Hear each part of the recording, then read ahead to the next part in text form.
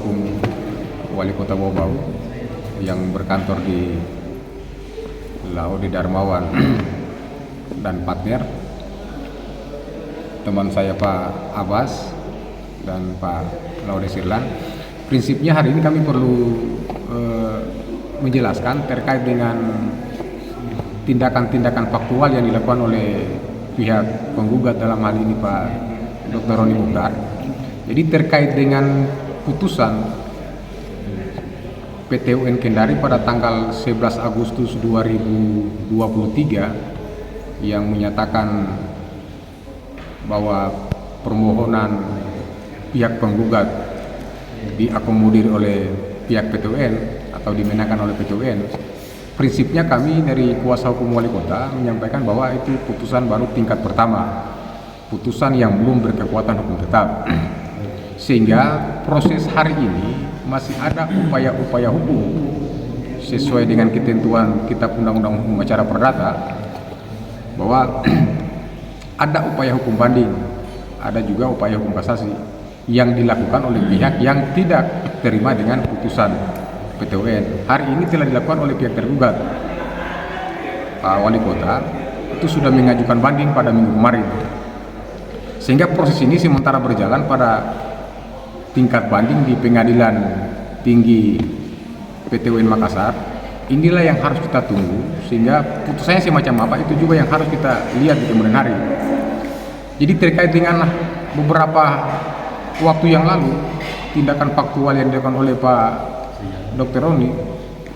Roni Mukhtar dengan tindakan upaya untuk masuk berkantor di kantor wali kota Bau-Bau berdasarkan putusan pengadilan, kami pikir itu hal yang keliru. Ya. Sesungguhnya itu kan baru putusan tingkat pertama. Ya. Putusan juga itu belum final. Ya. Sehingga kami berpikir bahwa sampai dengan saat ini Pak Dr. Roni Mukhtar selaku pihak penggugat itu belum kembali menjadi Sekda Kota Bau-Bau. Ya. Jadi sampai dengan detik ini Pak Dr. Roni Mukhtar itu bukan Sekda Kota Bau-Bau sampai ada putusan yang berkekuatan hukum tetap sebagaimana di dalam penjelasan dalam pasal 195 HIR KUH Perdata. Jadi prinsipnya itu yang perlu kami luruskan, sehingga hari ini masyarakat ini kan mulai bingung dengan keberadaan Pak Dr. Roni Mukhtar. Dengan beberapa kali upaya untuk naik ke kantor wali kota dan berkantor, ini hal yang sangat keliru. Dan kami juga sampaikan kepada pihak Pak Dr. Roni Mukhtar bersama dengan kuasa hukumnya, harusnya kuasa hukumnya Pak Dr. Roni Mukhtar ini memberikan penjelasan hukum yang terbaik. Ya, bahwa ini proses sementara berjalan. Ya, putusannya belum final. Ya, belum berkekuatan hukum tetap karena masih ada upaya-upaya hukum yang dilakukan oleh pihak tergugat. Ya. Terkait dengan dalilnya dari pengacaranya Dr. Roni Mukhtar bahwa kan ada penetapan yang diakomodir oleh PT UN. Ya, penetapan juga itu kan kita harus lihat. Penetapan pada tanggal 27 Juni 2023. Penetapan itu sesuai dengan ketentuan hukum acara PT UN. Di dalam undang-undang PT UN itu kan ada pasal 116 ayat 2-nya yang menyatakan bahwa apabila pihak tergugat apabila dalam jangka waktu 60 hari atau dalam jangka waktu 2 bulan tidak dilaksanakan putusan yang berkekuatan hukum tetap, maka objek sengketa itu dinyatakan berlaku. Ya. Itu di pasal 116 ayat 2. Namun di ayat selanjutnya menyatakan apabila itu tidak juga dilaksanakan ayat 2 tersebut, berlaku ayat selanjutnya. Ya. Ada ayat 3 yang menyatakan bahwa menunggu 90 hari. Ya. Kurang lebih 3 bulan. Ya. Jadi kalau kita hitung penetapannya itu dari tanggal 27 Juni 2023, di Agustus, tanggal 27 Agustus itu 2 bulan pas. Ya. Tapi selanjutnya di ayat selanjutnya itu harus menunggu 90 hari.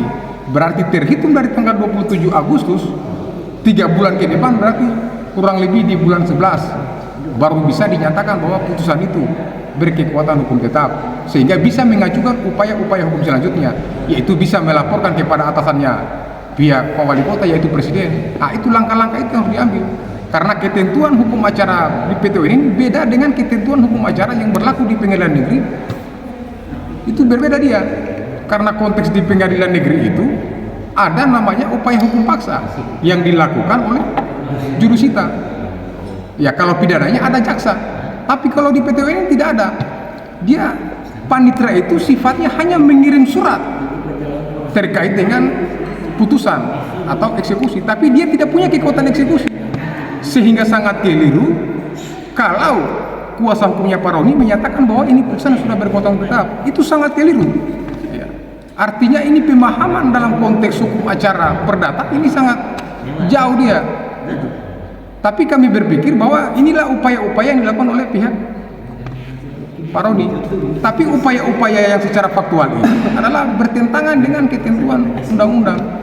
Sehingga melalui kesempatan hari ini kami perlu tegaskan bahwa sampai dengan detik ini Pak Dr. Roni Mukhtar itu belum menjadi sekda. Ya. Kenapa? Karena sekarang ini ada juga sekda di sini. Di kantor wali kota ini ada sekda yang sementara menjalankan tugas. Gitu. Kalau beliau mau eksekusi secara sendiri itu sangat tidak bisa.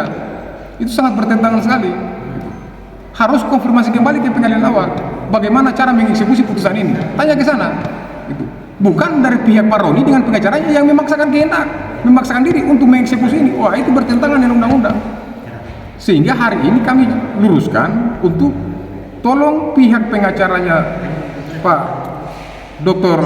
Roni Mukhtar untuk memberikan pemahaman hukum yang terbaik, sehingga tidak melanggar norma-norma hukum yang berlaku dalam ketentuan hukum acara ini. Selanjutnya, kami juga sudah siapkan terkait dengan putusan tanggal 11 Agustus 2023 yang dikeluarkan oleh Pengadilan Tun Kendari.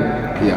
Putusan itu setelah kami baca banyak pertimbangan-pertimbangan yang sama sekali bertentangan dengan ketentuan hukum yang berlaku.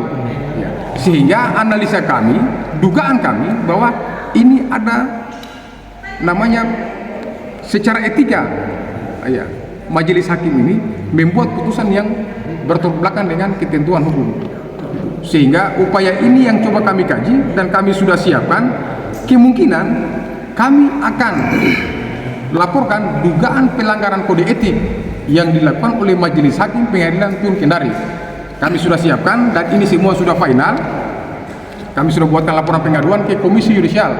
Kami minta untuk Komisi Yudisial memeriksa 3 hakim yang memeriksa perkara nomor 30. Ya. Karena kenapa? Dugaan kami di dalam ini, di dalam pelanggaran kode etik ini ada keterlibatan pihak penggugat. Ya.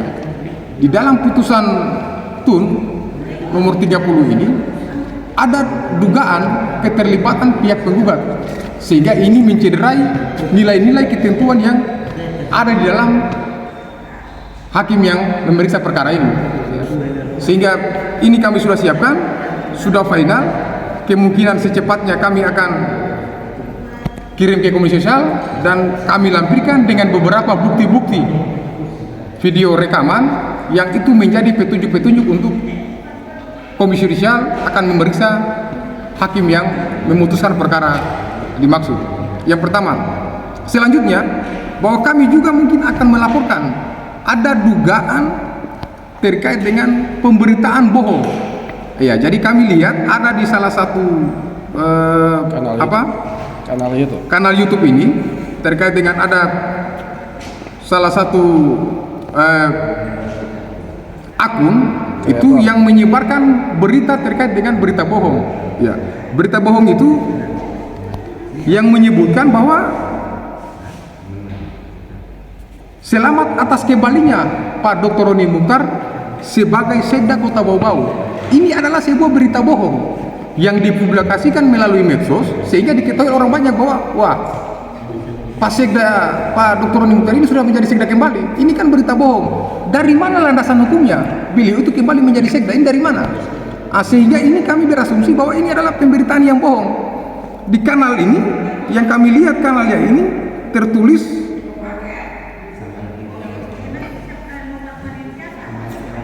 ada, ya, Nama kanalnya ini adalah Pak Tony Atmajaya. Ya, Tony Atmajaya yang membuat kanal ini, yang mengekspos ke kanal Forum Wolio, ya Forum Wolio. Nah, kami sudah screenshot dan kami lihat bahwa ini adalah pemberitaan yang bohong.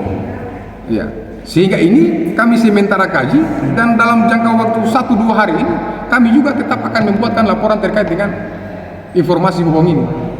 Berarti ini berkaitan dengan undang-undang IT ya? Iya, ini berkaitan dengan undang-undang IT. Ini adalah berita bohong. Ya, artinya landasan hukumnya di mana? Yang menyatakan bahwa Pak Dr. Roni Mukhtar ini kembali menjadi sekda. Ini landasan hukumnya harus jelas. Ya, sehingga ketika orang membaca berita ini dia yakin bahwa betul. Tapi kalau tidak betul ini kan menjadi sesat di masyarakat. Gitu. Ini yang harus kami tegaskan dalam penyampaian informasi hari ini supaya masyarakat juga bisa tahu. Ya, artinya pemerintah dalam hal ini juga para ASN juga bisa tahu. Ya, bahwa sampai dengan detik ini kami sampaikan bahwa Pak Dr. Roni Mukhtar itu bukan sekda Kota Bau-Bau. Sampai ada dengan putusan yang berkekuatan hukum tetap. Itu yang harus digarisbawahi. Ya. Olehnya itu, melalui kesempatan ini kami sampaikan bahwa kami tetap akan menunggu proses hukum yang sementara berjalan banding sampai dengan ada putusan hukum tetap. Ya, tindakan-tindakan yang di luar konteks peradilan tetap kami adakan juga upaya-upaya hukum lain. Mengharapkan, menghimbau kepada tim penasihat hukum Pak RM agar marilah kita menunggu hasil banding yang dilakukan oleh teman-teman penasihat hukum. Artinya sekarang ini masih berproses di Pengadilan Tinggi Tata Usaha Negara Makassar (PTUN) ya. Jadi seperti disampaikan juga oleh Pak Darmawan tadi terkait dengan ada diduga inisial TA terkait dengan menyebarkan informasi hoax, berita bohong yang sesuai dengan Undang-Undang ITE pasal 28 ayat 1. Kami juga akan mengkaji secara khusus.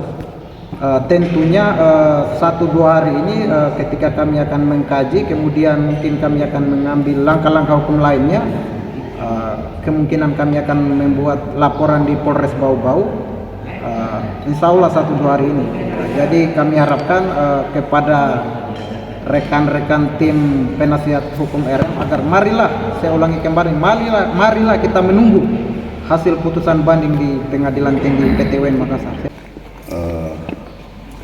Memang untuk acara preskom hari ini kan karena terkait dengan tindakan-tindakan faktual, ya, tindakan-tindakan faktual apa? Ya, tindakan faktual Pak Dr. Roni Mukhtar yang hari ini memang memberikan ragam banyak pemikiran ke publik, ke masyarakat, bahwa dengan terbitnya, dengan adanya putusan tingkat pertama kemarin itu seolah-olah dia otomatis kembali menjadi sekda. Padahal sesungguhnya tidak. Nah, yang kedua adalah kami cukup digelitik dengan tindakan itu yang seharusnya. Berkali-kali kami sudah tegaskan, kami tandaskan bahwa mari kita sama-sama semua menghargai proses hukum dulu yang ada. Ini kan belum ingkrah. Kecuali sudah ingkrah. Itu pun kalau sudah ingkrah itu ada proses selanjutnya, ada tahapan-tahapan selanjutnya kemudian untuk bisa menjabat atau aktif kembali menjadi sekda. Nah, tidak serta-merta dengan adanya putusan tingkat pertama kemarin itu dia kembali pada statusnya sebagai sekda. Itu tidak, ya. Dan memang tindakan-tindakan itu kurang menarik kalau untuk dipertontonkan. Seolah-olah memang sudah sangat cenderung tidak menghargai proses-proses hukum yang sudah berlangsung. Dan hari ini pemerintah kota sedang melakukan upaya hukum, yaitu masih banding.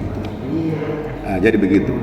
Nah, berikutnya yang ketiga, terkait pemberitaan atau penyebaran berita bohong tadi yang dipublish oleh salah satu yang inisial TA tadi, ini kami cukup bingung juga. Sebenarnya saudara TA ini dia kapasitas dalam apa sebenarnya? Apakah dia sebagai penasehat, pendamping, atau sebagai kuasa? Ini kan belum tahu. Nanti kami akan coba bertiga kaji apakah memang ini, kalau memang mensreanya itu ada satu bentuk kesengajaan mempublish itu.